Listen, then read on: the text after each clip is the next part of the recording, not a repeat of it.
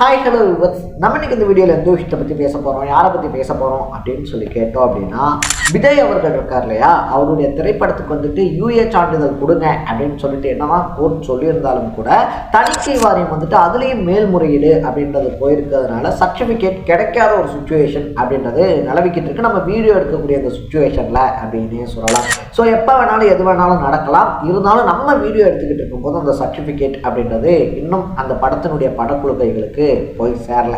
இதுக்கு பின்னாடி இருக்கக்கூடிய பாலிடிக்ஸ் என்ன அப்படின்னு சொல்லிட்டு நம்மள பலருக்குமே வந்துட்டு தெரியும். இது வந்துட்டு ஏன் இப்படி முடக்கப்படுது அப்படின்றது வந்துட்டு தெரியும். இது எல்லாமே தெரிஞ்சிருந்தாலும் கூட வந்துட்டு பார்த்தோம் அப்படின்னா இதுக்கு நாங்கள் காரணம் இல்லைங்க அப்படின்னு சொல்லிட்டு காரணமானவங்களே சொல்றது தான் நம்மளை வந்துட்டு வியப்பனுடைய உச்சத்துக்கு கொண்டு போகுது அப்படின்னு சொல்லலாம்.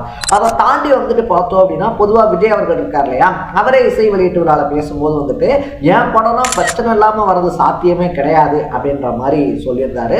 அதுக்கு ஏற்ற மாதிரியே வந்துட்டு பார்த்தோம்னா கடந்த ஒரு 15 வருஷமா விஜயாவுடைய திரைப்படம் அப்படின்றது இருக்கு இல்லையா, 15 வருஷத்துல வெளிவந்த எல்லா திரைப்படங்களுமே பிரச்சனை அப்படின்றத மோஸ்ட்லி ஃபேஸ் பண்ணிருக்கு அப்படின்னு சொல்லலாம். ஸோ இந்த பிரச்சனைகள்லாம் எங்க ஆரம்பிச்சிச்சு, அதை தாண்டி வந்துட்டு விஜயனுடைய படத்துக்கு வந்த பிரச்சனைகள்லாம் என்னென்ன அப்படின்ற மாதிரி பல விஷயங்களை தான் நம்ம பேச போறோம். அதுக்கு முன்னாடி நம்ம சேனலுக்கு நீங்க புதுசா வந்திருந்தீங்க அப்படின்னா இதே மாதிரி அப்பப்போ அப்டேட்டா போயிட்டு இருக்க விஷயங்கள், அது கரண்ட் அஃபேர்ஸா இருந்தாலும் சரி, பாலிடிக்ஸா இருந்தாலும் சரி, ஸ்போர்ட்ஸா இருந்தாலும் சரி, அப்பப்போ அப்டேட்டா போயிட்டு இருக்க விஷயங்களை நீங்க தொடர்ந்து தெரிஞ்சுக்கணும் அப்படின்னு ஆசைப்பட்டீங்கன்னா மறக்காம சேனலை ஃபாலோ சப்ஸ்கிரைப் பண்ணிக்கங்க.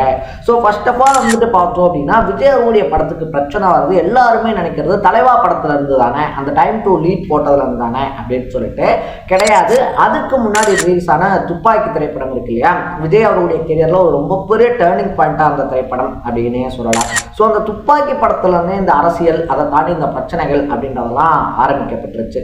துப்பாக்கி படத்துல வந்துட்டு பார்த்தோம் அப்படின்னா இஸ்லாமியர்கள் இருக்காங்க இல்லையா, அவங்கள வந்துட்டு தீவிரவாதிகளா சித்தீகரிச்சிருக்காங்க. ஸோ அவங்களுக்கு எதிராக வந்துட்டு பார்த்தோம் அப்படின்னா இந்த படத்தை கொண்டு போறாங்க அப்படின்னு சொல்லிட்டு பல இஸ்லாமிய அமைப்புகளும் படத்துக்கு எதிராக போர்க்கொடி தூக்கியிருந்தாங்க. இதுக்கப்புறமா வந்துட்டு பார்த்தோம் அப்படின்னா இஸ்லாமிய அமைப்புகள்லாம் இருக்காங்க இல்லையா, அவங்களோடலாம் உட்காந்து காம்ப்ரமைஸ் அப்படின்றதெல்லாம் பேசினதுக்கு அப்புறமா அவங்க சொன்ன காட்சிகள் எல்லாத்தையும் நீக்கினதுக்கு அப்புறமா தான் துப்பாக்கி படம் அப்படின்றது ரிலீஸ் ஆச்சு. அங்க இருந்தே விஜயாவுடைய கெரியர்ல ப்ராப்ளம்ஸ் அப்படின்றத ஃபேஸ் பண்ண ஸ்டார்ட் பண்ணியிருந்தாப்ல அப்படின்னு தான் சொல்லணும். இதுக்கப்புறமா அப்படின்னு சொல்லி பார்க்கும்போது துப்பாக்கி திரைப்படம் இருக்கு இல்லையா, இந்த துப்பாக்கி திரைப்படத்துக்கு அப்புறமா வந்த தலைவா திரைப்படம் 2013 வருது அப்படின்னே சொல்லலாம். தலைவா திரைப்படத்தை பொறுத்த வரைக்குமே அப்ப யாரால பிரச்சனைன்றது எல்லாத்துக்கும் நல்லா தெரியும். அப்போ வந்துட்டு சீஃப் மினிஸ்டர் அந்த ஜெயலலிதா அவர்கள் இருக்காங்க இல்லையா, ஸோ படத்துக்கு கீழே டைம் டு லீட் அப்படின்னு சொல்லிட்டு ஒரு வாசகம் இருந்ததுனால அந்த படத்தை வெளிவிடாமல் ரொம்ப பெரிய பாலிடிக்ஸ் அப்படின்றத பண்ணிக்கிட்டு இருந்தாங்க.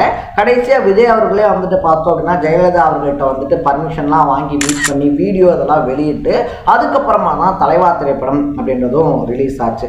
இதுக்கப்புறமா வந்துட்டு தொடர்ந்து படங்கள் அப்படின்றதுக்கு ஏதோ ஒரு காரணத்தை சொல்லி பிரச்சனை பண்ண ஆரம்பிச்சிருந்தாங்க.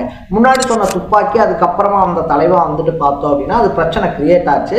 பட் அதுக்கு அடுத்தடுத்து ரிலீஸ் ஆன படங்களுக்கு வாண்டடா ப்ராப்ளம்ஸ் கிரியேட் பண்ணப்பட்டிருந்துச்சு அப்படின்னே சொல்லலாம். கத்தி திரைப்படத்தை பொறுத்த வரைக்கும் அந்த படத்தை தயாரிச்ச லைக்கா நிறுவனம் இருக்காங்க இல்லையா, அவங்களுக்கும் ராஜபக்ஷ குடும்பத்துக்கும் வந்துட்டு தொடர்பு இருக்கு. அதனால வந்துட்டு பார்த்தோம் அப்படின்னா இந்த படம், அதாவது ஒரு படத்தை தயாரிச்ச தயாரிப்பு நிறுவனமே விளம்பரத்துல இருந்துட்டு அந்த நிறுவனத்தினுடைய பெயரை எடுக்கணும் அப்படின்னு சொல்லிட்டு தமிழக வாழ்வுரிமை கட்சியை சேர்ந்தவங்க எல்லாம் வந்துட்டு ரொம்ப பெரிய தாக்குதல்களை நடத்தியிருந்தாங்க. அதனால லைக்கா நிறுவனமும் தன்னுடைய பேரை கூட எடுத்துட்டு அதுக்கப்புறமா அந்த படம் அப்படின்றத ரிலீஸ் பண்ணி கொடுத்திருந்தாங்க அப்படின்னு தான் சொல்லணும். இதுக்கப்புறமா விஜயருடைய கெரியர்லேயே ஒரு ரொம்ப பெரிய பொலிட்டிக்கல் கேம் பிளே பண்ண ஒரு படம் அப்படின்னா அது மெர்சல் திரைப்படம் தான் அப்படின்னே சொல்லலாம். ஸோ அன்னைக்கு வந்துட்டு ஆட்சியில் இருந்த பாஜக, இன்னைக்கும் அவங்க தான் ஆட்சியில் இருக்காங்க. ஸோ அவங்க கொண்டு வந்த இந்த ஜிஎஸ்டி திட்டங்கள், அதை தாண்டி மேக் இன் இந்தியா மாதிரியான ஸ்கீம்ஸ் இருக்கு இல்லையா, இதெல்லாம் வந்துட்டு விமர்சனம் பண்ணி பேசியிருந்தாரு விஜய் அப்படின்னு தான் சொல்லணும். ஸோ கம்மியான ஜிஎஸ்டி வாங்கக்கூடிய சிங்கப்பூர், மலேசியா மாதிரியான நாடுகளில் கல்வி, மருத்துவம் அப்படின்றது இலவசமாக கொடுக்கும்போது அதிகப்படியாக ஜிஎஸ்டி வாங்கக்கூடிய இந்தியாவிலேயே அதை கொடுக்க முடியல அப்படின்ற மாதிரியான கேள்விகள்லாம் வச்சு அதிர விட்டுருந்தாப்புல. இது வந்துட்டு பார்த்தோம் அப்படின்னா பாஜக தலைவர்களை உச்சகட்ட கோபத்துக்கு கொண்டு போயிருந்துச்சு. ஸோ அவங்களாம் கடுமையான எதிர்ப்பு அப்படின்றத தெரிவிச்சது படத்துக்கு ஒரு வழியில ப்ரமோஷனாகவும் போயிருந்துச்சு அப்படின்னு தான் சொல்லணும். அதுக்கப்புறமா வந்து சர்க்காரா இருந்தாலும் சரி, பிகிலா இருந்தாலும் சரி, இதுலலாம் வந்துட்டு பார்த்தோம் அப்படின்னா இலவச திட்டம் இருக்கு இல்லையா, சர்க்கார்ல வந்துட்டு ஏடிஎம்கே கவர்மெண்ட்டினுடைய இலவச ஸ்கீம்ஸ் அப்படின்றத விமர்சனம் பண்ணியிருந்தாரு. பிகில் திரைப்படம் அப்படின்றது ரிலீஸ் ஆகும்போது பார்த்தோம் அப்படின்னா அசிஸ்டன்ட் டைரக்டரா அந்த செல்வா அப்படின்றவர் கதையை என்னோடது தாங்க அப்படின்னு சொல்லிட்டு ஒரு பரட்டு இருந்தாப்புல அப்படின்னே சொல்லலாம். இது மட்டும் இல்லாமல் வந்துட்டு கவர்மெண்ட் இருக்காங்க இல்லையா, கவர்மெண்ட்டுக்கும் விநியோகஸ்தர்களுக்கும் நடுவில் டிக்கெட்டினுடைய விலை அப்படின்றத நிர்ணயம் பண்ணுறதுலையும் ஒரு ரொம்ப பெரிய பிரச்சனை அப்படின்றது போய்கிட்டு இருந்துச்சு.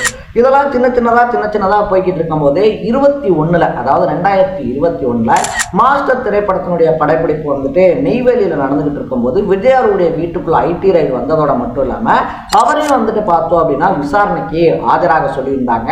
அப்பதான் தலைவர் வேன் மேலே ஏறி நின்று செல்ஃபிலாம் போட்டு பறக்க விட்டுருந்தாப்புல. அந்த பாயிண்ட்ல இருந்து தான் விஜய் அவர்கள் அரசியலுக்கு வரணும் அப்படின்னு சொல்லிட்டு தீவிரமா முடிவு பண்ணாருன்னு சொல்லப்படுது. ஸோ அதுக்கப்புறம் வந்துட்டு பார்த்தோம் அப்படின்னா விஜய் அவருடைய செல்ஃபி இருக்கு இல்லையா, அதுவுமே ரொம்ப பாப்புலரா பிரமாதமா மாற ஆரம்பிச்சிருந்துச்சு அப்படின்னு தான் சொல்லணும். ஸோ விஜய் அவர்கள் எந்த கூட்டத்துக்கு எந்த பொதுக்கூட்டத்துக்கு போனாலும் செல்ஃபி எடுக்கிறதுக்கான ஆரம்ப விதை அப்படின்றது மாஸ்டர் படத்துல தான் போடப்பட்டிருந்துச்சு. அதுக்கு அடுத்தடுத்து வந்த பீஸ்டா இருந்தாலும் சரி, லியோவா இருந்தாலும் சரி, பீஸ்டை பொறுத்த வரைக்குமே வந்துட்டு அதில் நம்ம முன்னாடி சொன்ன மாதிரியே துப்பாக்கியில் என்ன சொன்னோம், அதே காரணம் தான். முஸ்லீம்கள் இருக்காங்க இல்லையா, அவங்கள வந்துட்டு அந்த அமைப்புகளை வந்துட்டு பார்த்தோம் அப்படின்னா தப்பா சித்தரிக்கிறாங்க அப்படின்ற மாதிரியான பிரச்சனைலாம் சொல்லி கத்தார் குவைத்லலாம் படமே ரிலீஸ் ஆக விடலை. அதுக்கப்புறமா வந்த நம்ம லியோ இருக்கு இல்லையா, லியோவை பொறுத்த வரைக்கும் நான் ரெடி தான் பாட்டை வச்சுட்டு எக்கச்சக்கமாக விமர்சனம் பண்ணிக்கிட்டு இருந்தாங்க. ஸோ விஜய் அவர்களே வந்துட்டு இப்படி பாடினா வருங்கால தலைமுறை அப்படின்றது இருக்கு இல்லையா, அதெல்லாம் கெட்டு போயிடாதா அப்படின்ற மாதிரியான கேள்விகள்லாம் வச்சிருந்ததா இருந்தாலும் சரி, அதை தாண்டி வந்துட்டு குண்டாவை கொண்டு வாங்க நான் சேர்ஸ் அடிக்க அப்படின்ற மாதிரி பாடினதா இருந்தாலும் சரி, விஜய் வந்துட்டு பார்த்தோம் அப்படின்னா இப்படியெல்லாம் பாடலாமா அப்படின்ற விமர்சனங்களையும் முன் வச்சு அந்த படத்துக்கும் பிரச்சனைன்றதை கொண்டு வந்திருந்தாங்க. ஸோ இப்போ லேட்டஸ்ட்டாக ஜனநாயகனுக்கு சென்சார் பிரச்சனை அப்படின்றதையும் கொண்டு வந்திருக்காங்க. ஸோ லாஸ்ட் 15 வருஷமாக பிரச்சனையை சந்திச்சே தன்னுடைய படத்தை ரிலீஸ் பண்ணி பழக்கப்பட்ட நம்ம தளபதி, நம்ம தலைவர் விஜய்க்கு இது ஒன்றும் பெரிய விஷயம் கிடையாது அப்படின்றது தான் என்னுடைய பர்சனல் பாயிண்ட் ஆஃப் வியூ.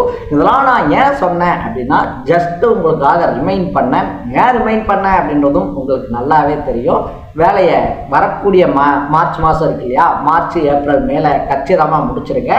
நாளைக்கு இதே மாதிரி இன்னொரு இன்ட்ரெஸ்டிங்கான வீடியோட சந்திக்கலாம். Tata, bye by.